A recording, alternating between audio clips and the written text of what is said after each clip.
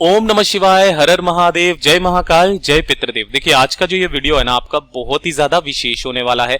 आप में से काफी सारे लोग इस बात से कंफ्यूज्ड हैं कि भैया जो श्राद्ध पक्ष पितृ पक्ष है इसकी त्रयोदशी यानी कि जो प्रदोष तिथि है वो कब है, 11 अक्टूबर को या 12 अक्टूबर को।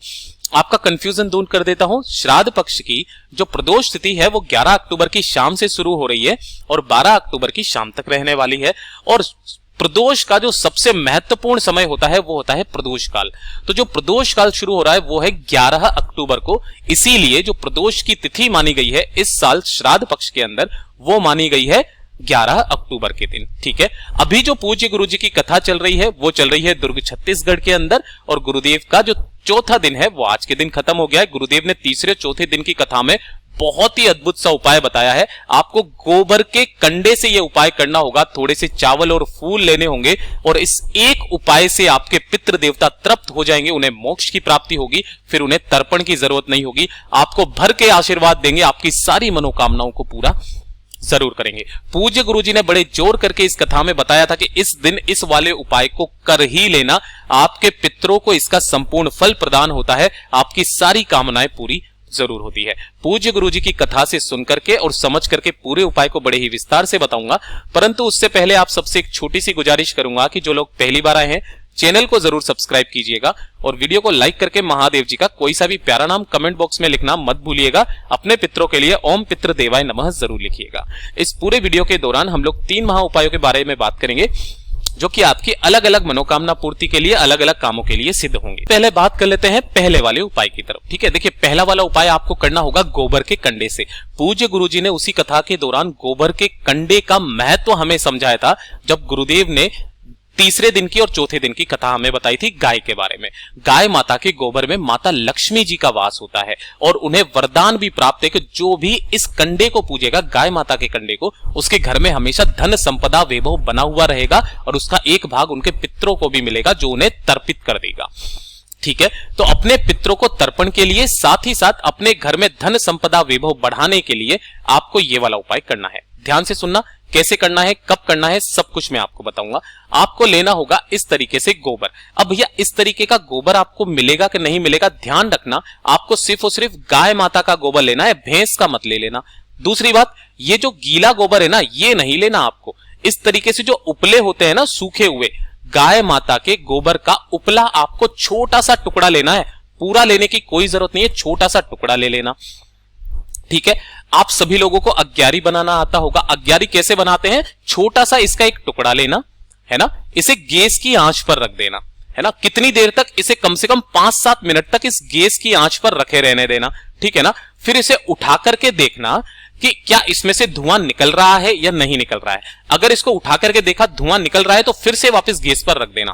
कब तक रखे रहने देना है, जब तक आप इसको उठा करके देखें और इसमें से धुआं नहीं निकलना चाहिए। यह चीज ध्यान में रख लेना, तब माना जाता है कि जो अग्यारी है वो तैयार हो चुकी है।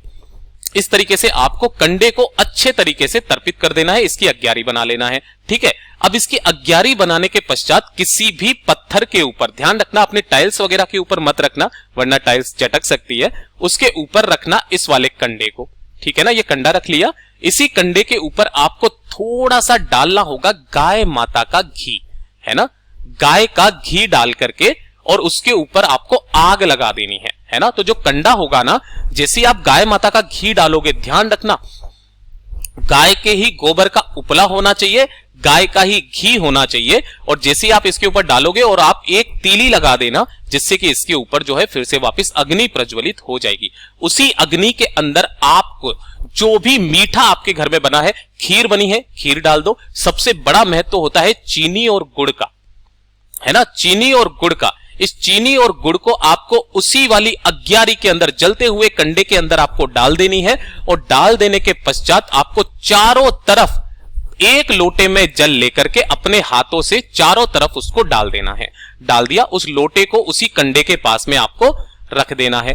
अब गुरुदेव ने जो बताया कि आपके इस छोटे से उपाय से इसका संपूर्ण फल आपके पितरों को प्राप्त होता है। दूसरा, इसकी जो गंध जिस स्थान तक जाती है ना, वो स्थान आपका इतना पवित्र हो जाता है कि उस स्थान में धन संपदा वैभव बढ़ने लगती है। घर में कभी भी धन की आवक रुकती नहीं है, हमेशा धन बढ़ता चला जाता है। पूज्य गुरुजी का ये वाला उपाय सिर्फ और सिर्फ श्राद्ध पक्ष में किया जाता है। और किस दिन किया जाता है? अगर प्रदोष आ जाए, प्रदोष के दिन कर लो, शिवरात्रि आ जाए, शिवरात्रि के दिन कर लो, और सबसे महत्वपूर्ण दिन अगर आप इन दोनों दिनों पर नहीं कर पाए ना, तो आप अमावस्या के दिन सिर्फ एक बार इस उपाय को करना है। इसका संपूर्ण फल आपके पितरों को प्राप्त होगा।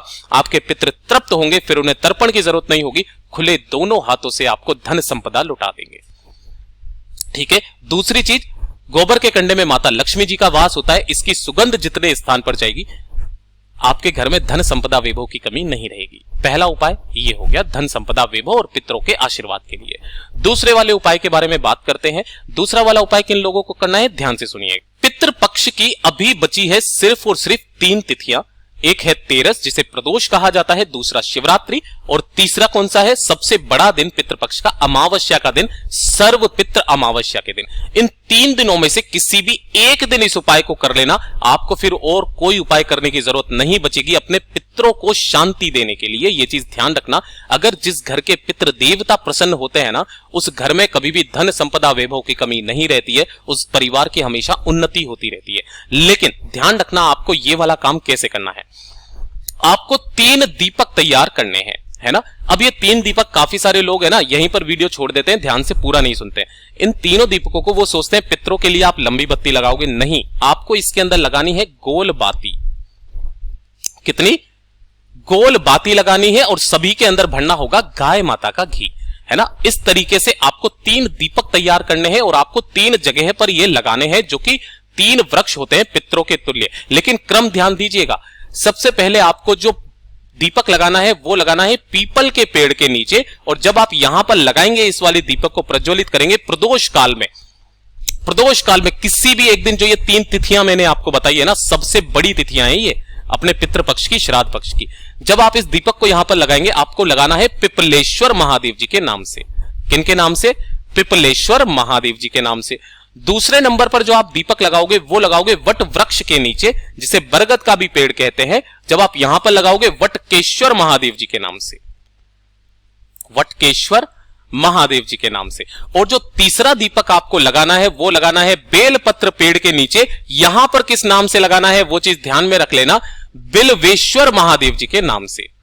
बिल्वेश्वर महादेव जी के नाम से बेल के पेड़ के नीचे जो भी व्यक्ति सिर्फ एक दिन, इन तीनों तिथियों में से सिर्फ एक भी दिन लगा देता है ना, उसका कल्याण वहीं पर हो जाता है। पूज्य गुरुजी ने इतने जोर करके बताया। बात कर लेते हैं तीसरे वाले उपाय की तरफ। ठीक है।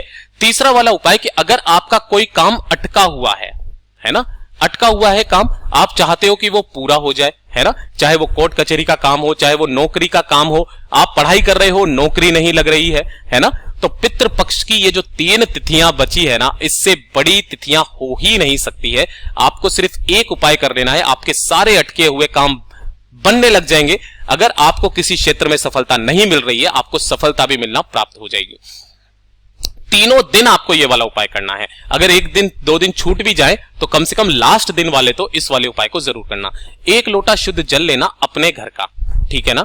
इसी वाले जल में आपको 2 से 3 बूंदें मिलानी होगी, किसकी? गंगा जल की। किसकी मिलाओगे? गंगा जल की। मिला ली, है ना। और इसी के अंदर आपको डालनी होगी थोड़ा सा शहद। ये चीज ध्यान में रख लेना, ये जो शहद होता है ना, ये आपकी तरक्की में आपका साथ देता है।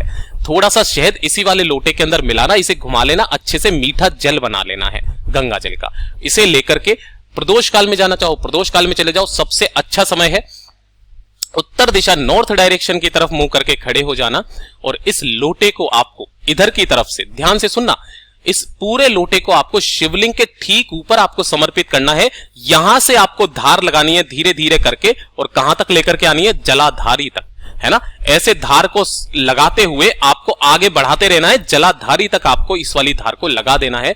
सिर्फ और सिर्फ कुंदकेश्वर महादेव जी के नाम से इस वाले उपाय को किया जाता है। कुंदकेश्वर महादेव जी के नाम से सिर्फ एक बार इस उपाय को कर लीजिए, आपके सारे अटके हुए काम बनने लग जाएंगे।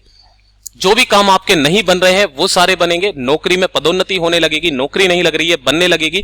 किसी काम में सफलता नहीं मिल रही है, उस कार्य में भी सफलता मिलने लगेगी आपको। पूज्य गुरुजी के ये सभी उपाय बहुत ही ज्यादा खास और अद्भुत है। और जो मैंने खास तिथियां आपको बताई है, लास्ट समय चल रहा है, इन उपायों को जरूर कर लेना, आपकी सारी मनोकामनाएं पूरी होगी, घर में धन संपदा वैभव भी बढ़ने लगेगी। पूज्य गुरुजी ने जैसा बताया वैसा आसान भाषा में आपको बताने का संपूर्ण प्रयास किया। वीडियो पसंद आया हो तो लाइक जरूर करना, चैनल को सब्सक्राइब जरूर कीजिएगा।